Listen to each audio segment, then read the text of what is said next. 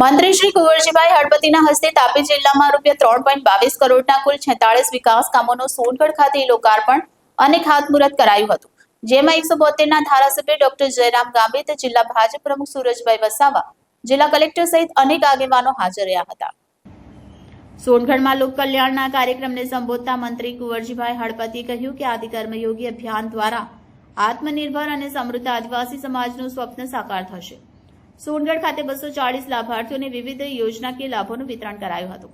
જનજાતિ ગૌરવ વર્ષ 2025 ઉજવણીના ભાગરૂપે આદિ સેવા અભિયાન અંતર્ગત આજરોજ તાપી જિલ્લાના સોનગઢ સ્થિત અટલ બિહારી વાજપેયી હોલ ખાતે આયોજિત કાર્યક્રમમાં આદિજાતિ વિકાસ રાજ્યમંત્રી કુંવરજીભાઈ હળપતિના હસ્તે તાપી જિલ્લામાં ₹3.22 કરોડના 46 વિકાસ કામોનું ઈ-લોકાર્પણ અને ખાતમુહૂર્ત તેમજ 7 તાલુકાના 284 જેટલા આદિ સેવા કેન્દ્રોનું ઈ-લોકાર્પણ તથા 203 આદિજાતિ ખેડૂતોને વન અધિકારી પત્રો તેમજ સાથે 22 લાભાર્થીઓને દવા છંટકાવ પંપ અને 15 લાભાર્થીઓને બકરા એકમ ટ્રેક્ટર અને રોટાવેટર મશીન જેવી સહાય મળી કુલ 240 લાભાર્થીઓને ઉપસ્થિત મહાનુભાવોના હસ્તે સીધો લાભ આપવામાં આવ્યો હતો। આ પ્રસંગે મંત્રી કુંવરજીભાઈ હળપતિએ જણાવ્યું કે ગામડાના આદિવાસી ભાઈ બહેનોને હવે જિલ્લા કે તાલુકા સુધી જવાની જરૂર નહીં રહે। આજે 284 જેટલા આદિ સેવા કેન્દ્રને ખુલ્લા મુકાયા છે, જેના મારફતે સરકારની વિવિધ સેવાઓ સીધી ગામના દરવાજે જ મળશે। આ આદિ સેવા અભિયાનથી 2030 સુધી આત્મનિર્ભર આદિવાસી સમાજનું સ્વપ્ન સાકાર થશે। આજે વન અધિકાર પત્રો, દવા પંપ તથા ખેતી સાધનો જેવી સહાયથી 240 લાભાર્થીઓને સીધો લાભ મળ્યો છે। ત્યારે રાજ્ય સરકારનો દ્રઢ સંકલ્પ છે કે આદિવાસી સમુદાયના પ્રત્યેક માનવી સુધી સરકારની તમામ યોજનાઓ અને સહાય પહોંચે અને તેઓ આત્મનિર્ભર બને।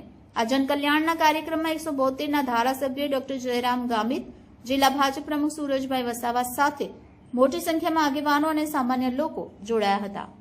Reporter Bindeshwari Shah, city gold news, Tapi. Sir, આજ રોજ જે સોનગઢમાં કાર્યક્રમ યોજાયો તે આદિ સેવા અભિયાન, એના પાછળનો હેતુ શું હતો?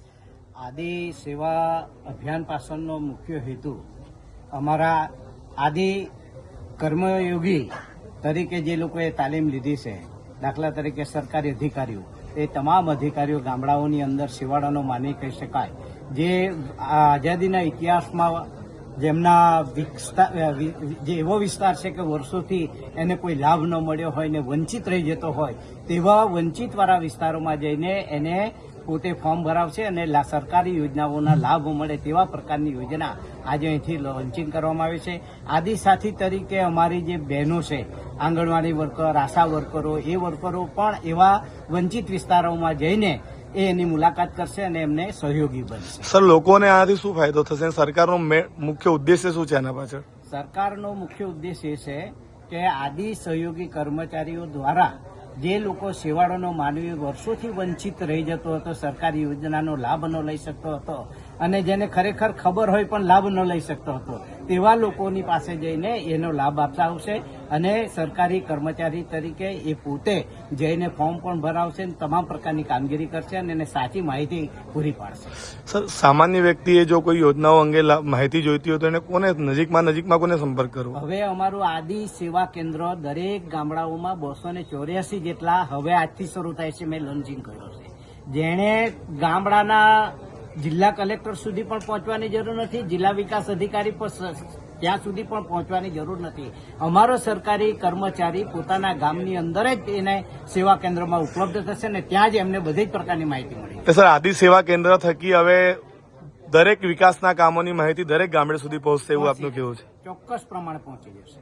જી, એના માટે ગુજરાતના મૃદુ અને મક્કમ સ્વભાવના મુખ્યમંત્રી ભૂપેન્દ્રભાઈ પટેલ સતત પ્રયત્નશીલ છે કે શેવાળા માનવી સુધી અમારી યોજનાઓના કામો પહોંચે તે માટે પ્રયત્નશીલ। સર, આદિવાસી વિસ્તારમાં તમામ ગુજરાતના છેવાડાના ગામડાઓમાં આનો ફાયદો થશે એવું આપને લાગે છે? હા, ચોક્કસ ફાયદો થશે। આનાથી જે લોકો વંચિત હતા એ લોકોને લાભ મળશે અને જે હવે પછી જે યોજનાઓ, બધી જુદી જુદી યોજનાઓના ફોર્મો અને જે કંઈક થશે તે આ સ્થાનિક ગામડાઓમાં જઈને પણ કરવામાં આવશે। જી સર, થેન્ક યુ સર।